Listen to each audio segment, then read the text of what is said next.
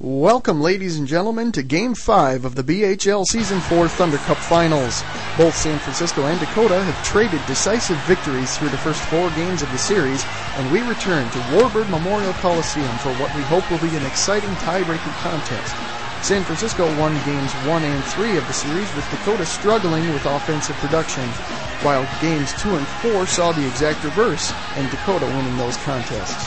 However, in all 4 games, goaltending has been relatively solid, and home ice does not appear to be a factor thus far in this championship series. So fasten your seatbelts, the roller coaster ride continues. We pick up the action midway through the first period, and Wyatt Gallagher is going to pick up a minor penalty here to put Dakota on the power play. Hooking. It's a crime in the real world too. Then on the power play, a Dakota defenseman will inexplicably toss it out front, and David Stewart will pick it off. He misses with his first shot, but it'll come around to John D'Souza, who gives it back to Stewart, who will fling a backhander past Robbie Albert to put San Francisco on top 1-0. It looked like Robbie was screened by his defenseman right out front, and that allows the backhander to get past Albert unseen. Next, Mark Redmond, wanting revenge for yesterday, stuffs an attempt at the doorstop. Shows us he's on his game today. Now Dakota, back on the power play late in the first period, seems to be struggling with team communication, one of the many frustrations they would face today. Here, as you'll see, an errant pass will coast all the way back to their own end. The first period would end with San Francisco leading 1-0. Now early in the second, David Stewart takes a mighty slapper that gets past Robbie Albert to extend San Francisco's lead, making it 2-0. Right off the faceoff, Stewart just marched right up to the top of the circle, takes the slap shot, and it looked like Robbie might have gotten a piece of it, but nonetheless, it's now 2-0 San Francisco. Just minutes later, San Francisco will successfully kill off a 4-on-3 power play. Then Ken Chernoff will point it the other way, finding Philip Alkevich with a long pass. He takes it over the red line and gives to Wyatt Gallagher, who splits the defense and flicks a wrister past Robbie Albert to make it 3-0. San Francisco now taking a commanding lead, and Robbie Albert not having a good day. He is frustrated with himself and possibly with his defense as he bats the puck away in disgust.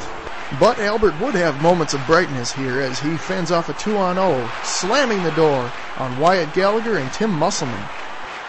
Dakota would finally break that goose egg late in the second. Troy McCool takes a pass, rebounds to Sassaman, who puts Mom in the garage and puts Dakota on the board. The score now 3-1. Mark Redmond sliding over to that right side post a little too early and a little too far, the shot beating him glove side. Dakota would emerge from the locker room ready for the third period and determined to get back into this game and make it a contest. Early third period, neither goalie willing to budge. Robbie Albert fends off a big slap shot. Then back the other way, Dakota hoping to catch San Francisco on a change. Mark Redmond stonewalls the breakaway.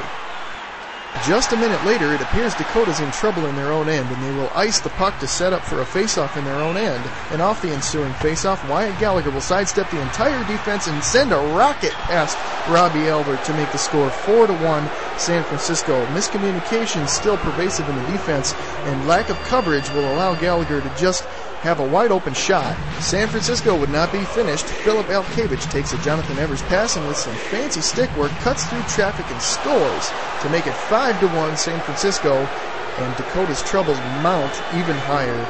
Traffic in front of the net was just too much for Albert. The drama would not end there, however, as Quentin Ross provokes Dylan Withers into a scrap. And Withers would actually get a couple of good shots in there. However, Quentin Ross will get the better of Withers and put him on his back. More and more a familiar place for Withers during these playoffs. Less than 30 seconds to play, and Philip Alkevich picks up a loose puck at the top of the circle. He'll half-spinorama and pitchfork a backhander into the cage, making it 6-1 and nailing the lid shut on this game. The defenseman tries to put a hit on Alkevich, but he is out-muscled, and Alkevich pots his second goal of the game. And that's all we're going to see of Albert in this one. Patrick Walford between the pipes now for Dakota, and they would get one last gasp as Brad Salampa will take it over the blue line and pass for Edmonds to Chris Coogan, who fires it at the net, and it gets past Mark Redmond high stick side to make the score 6-2 San Francisco. They find their offense, but it's just too little too late now to save Dakota. Redmond perhaps not expecting this one to come so quickly with only 10 seconds left in the game, and that's how this one would end, with San Francisco winning this game by the score of 6-2. Dakota very disappointed to drop this one at home, but they'll look for revenge back in San Francisco.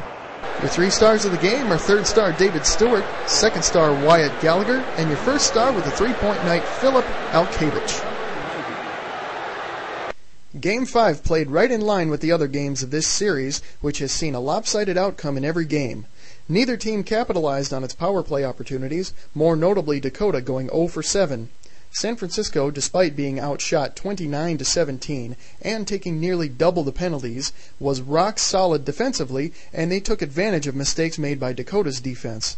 San Francisco takes the lead in this series 3-2 and hope to stay on a roll and win Game 6 in their home rink and hoist the Thundercup before their home crowd.